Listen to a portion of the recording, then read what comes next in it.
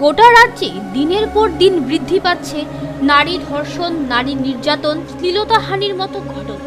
সব দেখে শুনেও নীরব নিশ্চুপ পুলিশ প্রশাসন থেকে শুরু করে তথাকথিত নারী দরদীরা। তবুও খামতি নেই মঞ্চ কাঁপানো ভাষণে। রাজ্যের লোকাল কমিটির নেতা থেকে শুরু করে মুখ্যমন্ত্রী সকলের গলাতেই একই ভাষণ, গোটা দেশের মধ্যে এ রাজ্যেই নাকি সবচাইতে সুরক্ষিত নারীরা।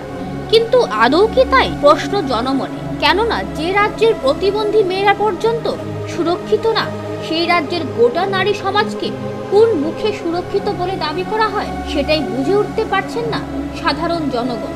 ঘটনা চলতি মাসের 25 তারিখ রানীরবাজার থানাধীন মেঘলিপাড়া এলাকায় রাত প্রায় 9টায় মামার বাড়ি থেকে নিজ বাড়িতে আসছিল ওই এলাকারই 17 বছরের এক প্রতিবন্ধী মেয়ে। এদিকে রাস্তায় অন্ধকারের সুযোগ নিয়ে একই এলাকার চন্দন তাঁতি নামে 25 বছরের এক যুবক ঝাপটে ধরে মেয়েটিকে পার্শ্ববর্তী একটি জঙ্গলে নিয়ে ধর্ষণ করে তাকে।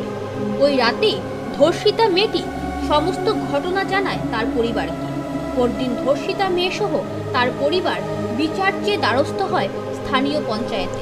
পঞ্চায়েত মেম্বার মীরা মুন্ডা ধর্ষিতাকে আশ্বস্ত করেন বিচার পাইয়ে দেওয়ার জন্য। যথারীতি পঞ্চায়েতে বিচার সভা অনুষ্ঠিত হয় গত মঙ্গলবার। কিন্তু বিচার চলাকালে অভিযুক্ত চন্দন তাঁতি সমস্ত ঘটনা অস্বীকার করে। এদিকে মেয়েটির বাকশক্তি না থাকায় চন্দনের নামও মুখে উচ্চারণ করতে পারেননি সে। ফলে ওইখানেই শেষ হয়ে যায় বিচার পর্ব।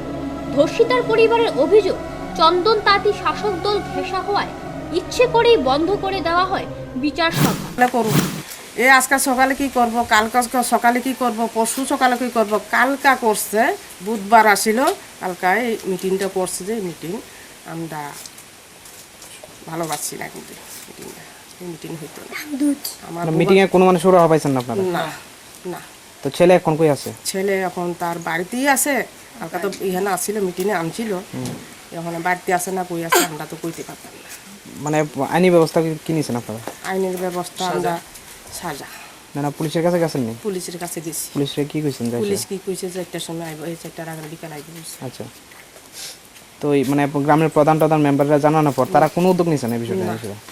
আমরা এটা মেয়ে কইতাছে রাজি হয়ে ছেলে করতেছে, ছেলে কজে না আমি এই অবস্থাতে নাই। তাই বাধ্য হয়ে বৃহস্পতিবার সকালে রানীরবাজার থানায় দ্বারস্থ হন ধর্ষিতার পরিবার। কিন্তু একই অবস্থা থানাতেও। পরিবারের অভিযোগ, শাসক দলের কতিপয় নেতাদের হাত রয়েছে চন্দনের পিছনে, তাই হয়তো পুলিশও গ্রেপ্তার করছে না তাকে। আর এই ঘটনার পরিপ্রেক্ষিতে নানা প্রশ্ন জন্ম নিচ্ছে বিশ্লেষক মহলের প্রশ্ন, রাজ্যে নারী সংগঠন, মহিলা কমিশন সহ তথাকথিত নারী দরদী সকলেই নাকি সক্রিয়ভাবে নিজের কাজ করছেন। কিন্তু কাজ যদি করেই থাকেন, তবে এই প্রতিবন্ধী মেয়েটি বিচার পাচ্ছে না কেন? জনগণের প্রশ্ন, যারা নিজেদের নারী দরদী বলে পরিচয় দেন, ওনারা কি একবারও ধর্ষিতার পরিবারের সাথে কথা বলার প্রয়োজন মনে করেছেন? যদি নাই হয় তবে কেন? উত্তরের আশায় সাধারণ জনগণ। Bureau report, news vanguard.